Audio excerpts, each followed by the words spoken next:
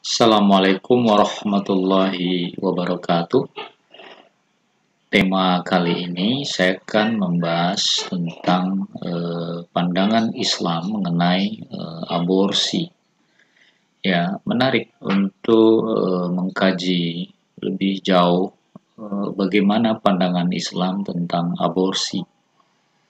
Dan perlu juga kita ketahui aborsi itu sungguhnya apa, ya. Di mata hukum tindakannya dibolehkan atau tidak, gitu. Dan kenapa tindakan aborsi itu dilakukan oleh manusia saat ini? Bagaimana kita ketahui bahwa tindakan aborsi itu marak terjadi di manapun, ya, dan biasanya dilakukan oleh orang yang memang terlilit oleh masalah karena kehamilan yang tidak dikehendaki atau juga karena memang kehamilan di luar nikah. Nah, lalu agar kita bisa memahami lebih jauh lagi, saya akan coba jelaskan mulai dari pengertian aborsi. Abortus atau aborsi itu adalah berakhirnya suatu kehamilan, ya, oleh akibat tertentu, ya, dan kehamilan tersebut bisa juga terjadi di luar kandungan, di mana sehingga harus dilakukan aborsi itu karena memang tidak dimungkinkan untuk dilahirkan secara normal, misalnya. Sehingga kalau dalam pengertian aborsi menurut ilmu kesehatan atau dalam dunia medis, mengeluarkan hasil konsepsi atau pembuahan, ya, sebelum janin dapat hidup di luar tubuh ibunya. Artinya dia belum saatnya lahir lalu dilahirkan, ya, secara terpaksa tentu dalam hal ini. Maka dalam dunia medis itu disebut dengan aborsi atau abortus. Aborsi sebenarnya sangat berbahaya, ya, jika dilakukan oleh orang yang bukan terlatih, karena bisa mengakibatkan kematian akibat pendarahan terus-menerus, dan juga bisa terjadi infeksi pada saat melakukan tindakan abortus. Di samping itu, aborsi juga berdampak pada kondisi psikologis, ya, perasaan sedih karena kehilangan bayi, beban batin akibatnya timbul perasaan bersalah, dan penyesalan yang dapat mengakibatkan stres atau depresi. Nah, kemudian kenapa ada munculnya tindakan abortus atau aborsi ini? Paling tidak ada beberapa sebab, ya, terjadinya tindakan aborsi ini. Misalnya karena akibat pergaulan bebas, ya, di mana orang anak-anak muda, remaja, yang bahkan juga orang dewasa, ya, melakukan free sex, lalu tidak menghendaki terjadinya kehamilan, lalu hamil, sehingga akhirnya untuk menutup tindakan amoral yang mereka lakukan, lalu mereka melakukan aborsi. Jadi bisa karena pergaulan bebas. Lalu juga bisa karena gaya hidup modern, ya. Orang tidak merasa berdosa atau merasa bersalah melakukan hubungan suami istri padahal bukan suami istri, lalu hamil, dan tanpa merasa bersalah mereka menggugurkan atau melakukan tindakan aborsi, ya. Lalu juga akibat kemerosotan moral. Nah, ini orang tidak merasa malu, ya, melakukan tindakan aborsi. Ya, kalau hamil sudah digugurkan saja karena tidak diinginkan, gitu. Rasa bersalah atau rasa tanggung jawab terhadap apa yang mereka lakukan itu sudah tidak ada. Akibat apa? Karena degradasi moral, ya. Jadi kemerosotan nilai-nilai moral. Orang sudah menganggap itu hal biasa, ya, ketika mereka melakukan hubungan yang tidak layak, kemudian mereka hamil, lalu melakukan tindakan aborsi. Lalu juga ada sebabnya kehamilan yang tidak diinginkan, ya. Jadi ini bisa pada orang yang belum menikah atau juga bisa pada orang yang sudah menikah.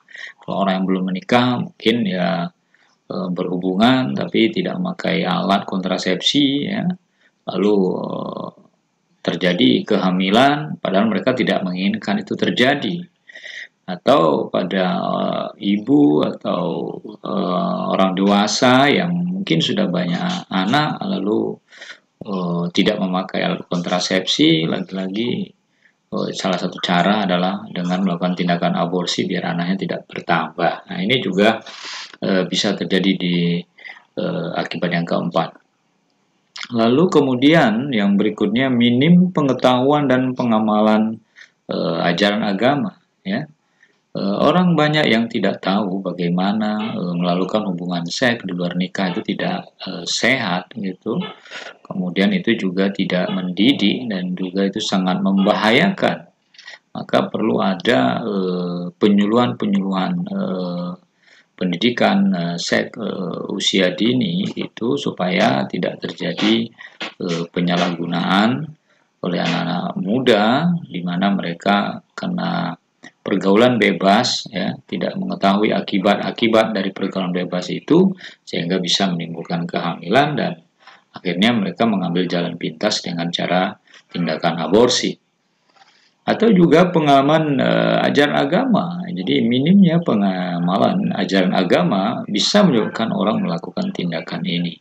Sehingga memahami ajaran agama itu sangat penting, ya, dan mengamalkannya, bahwa tindakan melakukan hubungan seks luar nikah itu jelas disebut zina dan membunuh janin yang ada di dalam kandungan itu tanpa sebab yang jelas, ya, atau yang dibolehkan itu adalah perbuatan yang tidak dibenarkan oleh agama.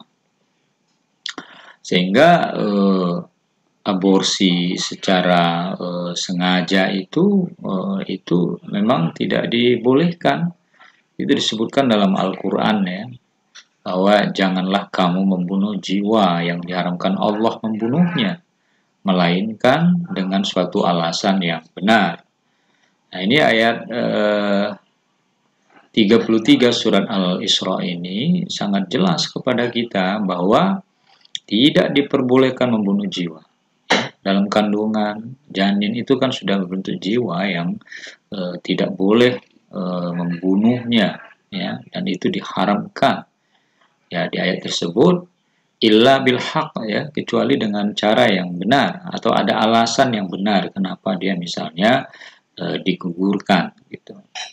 Dan dalam surat An-Nisa ayat 95 juga Allah mengatakan wa may yaqtul mu'minan muta'ammidan fajaza'uhu jahannam khalidan fiha wa ghadiballahu alaihi wa la'anahu wa a'adda lahu azaban azima. Dan barang siapa yang membunuh seorang mukmin dengan sengaja, maka balasannya adalah neraka jahanam dan dia kekal di dalamnya dan Allah murka kepadanya dan melaknatnya serta menyediakan baginya azab yang besar.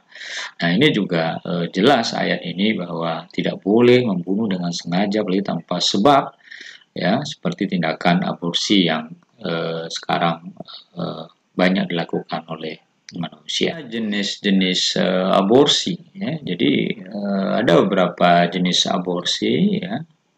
Paling tidak ada dua, ya. Pertama, aborsi kriminalitas. Jadi ini adalah aborsi yang dilakukan dengan sengaja karena suatu alasan, ya, dan bertentangan dengan undang-undang yang berlaku. Jadi dilakukan dengan sengaja, ya, karena alasannya pribadi dan ini bertentangan dengan undang-undang yang berlaku, sehingga itu dianggap aborsi kriminal. Sementara yang kedua, dalam sudut pandang hukum, ada yang namanya aborsi legal, ya, yaitu aborsi yang dilaksanakan dengan sepengetahuan pihak yang berwenang. Artinya ini tidak bertentangan dengan hukum ketika ini dilakukan. Nah, kalau kita lihat yang pertama, misalnya pandangan Islam terhadap nyawa, ya, janin, ya, dan pembunuhan. Pertama, bahwa manusia adalah ciptaan Allah yang mulia, tidak boleh dihinakan, baik dengan merubah ciptaan tersebut maupun menguranginya dengan cara memotong sebagian anggota tubuhnya, maupun dengan cara memperjualbelikannya, maupun dengan cara menghilangkannya sama sekali atau dengan membunuhnya. Karena itu manusia itu adalah dalam pandangan Islam makhluk yang sempurna, yang dimuliakan di sisi Allah.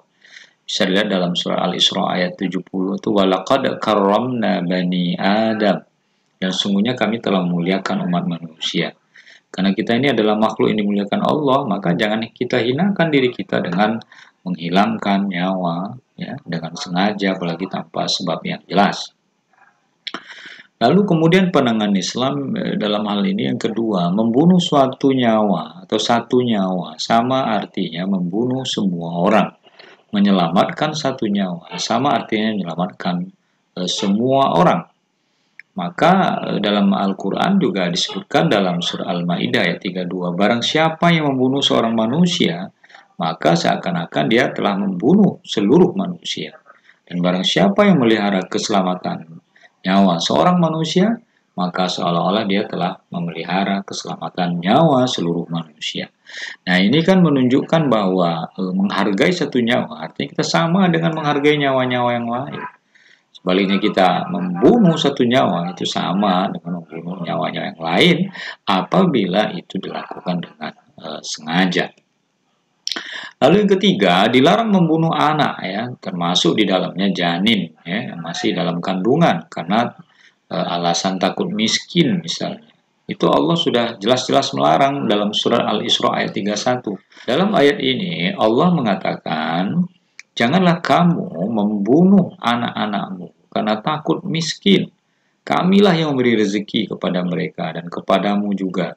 Sungguhnya membunuh mereka adalah dosa yang besar. Nah, jadi dari ayat ini terlihat jelas bahwa membunuh anak termasuk yang di dalam janin, ya, yang masih berbentuk janin di dalam rahim, ini adalah perbuatan yang dilarang oleh agama.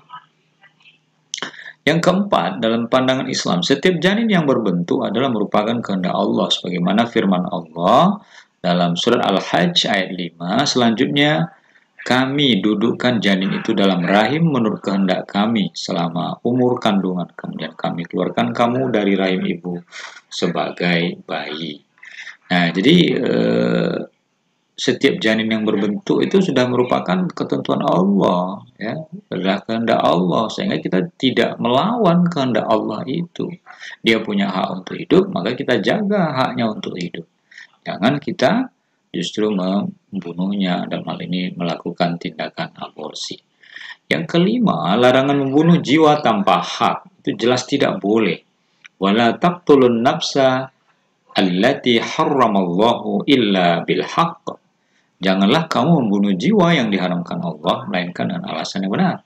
Di dalam hal ini, larangan membunuh tanpa hak itu benar-benar tidak dibenarkan di dalam Islam. Artinya apa? Kalau memang melakukan aborsi, bila itu tidak bertentangan dengan agama, dengan alasan untuk menyelamatkan orang tuanya, gitu, atau mungkin ada penyakit yang membahayakan keselamatan ibunya yang melahirkan, sehingga dia harus dilakukan aborsi, itu lain hal. Tetapi kalau misalnya melakukannya tanpa hak, tanpa alasan yang benar, nah ini jelas dilarang oleh Islam.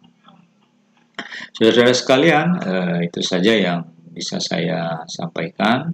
Sedikit saja intinya bahwa tindakan aborsi adalah tindakan yang tidak dibenarkan di dalam agama Islam, kecuali ketika tindakan aborsi itu dilakukan oleh tenaga medis, dilakukan alasan yang memang dibenarkan oleh agama, misalnya untuk keselamatan ibunya, seandainya dia dilahirkan sangat membahayakan dan mengancam keselamatan ibunya karena alasan penyakit dan segala macamnya. Kalau dalam hal ini, seperti dijelaskan di awal tadi, kecuali dengan cara yang benar, artinya ada hal-hal yang membolehkan tindakan aborsi itu dilakukan demi keselamatan ibu misalnya yang melahirkan. Kurang lebih mohon maaf. Assalamualaikum warahmatullahi wabarakatuh.